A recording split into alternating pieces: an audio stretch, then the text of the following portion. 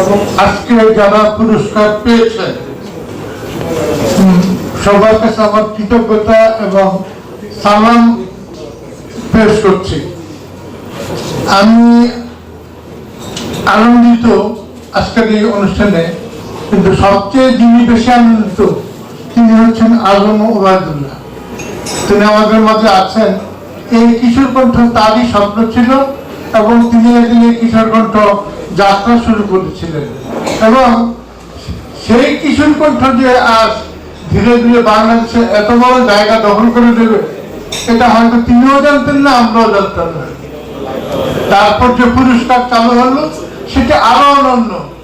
বাংলাদেশের অধিকাংশ শ্রেষ্ঠ লেখক শিল্পীদেরকে তারা ক্রমান্বয়ে পুরস্কৃত করে আসছে এবং পুরস্কৃত করবে বলে ঘোষণা করেছে।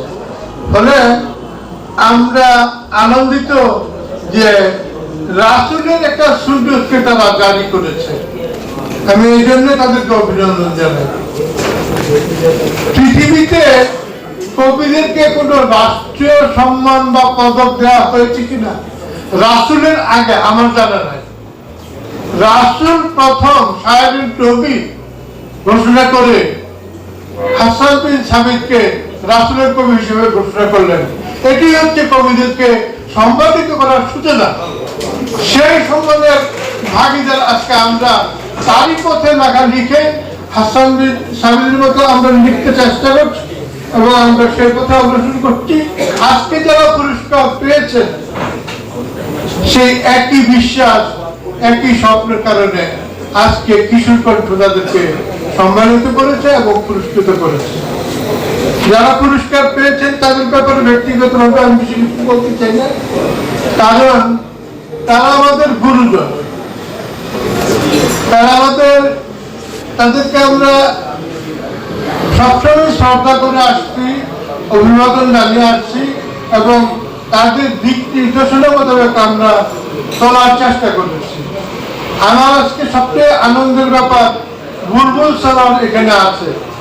এই বুলবুল স্যার এই কিশোর কণ্ঠ যখন যাত্রা করে মাসুমুর রহমান খলিলি, বুলবুল স্যার, আমি আরো কিছু ভাই আমাদেরকে ওনাদের যে কষ্ট দিয়েছেন সেই কষ্ট আমরা ভুলে গেছি যে আজকে ওনাদের কষ্ট সম্পূর্ণ সুশোভিত হয়েছে।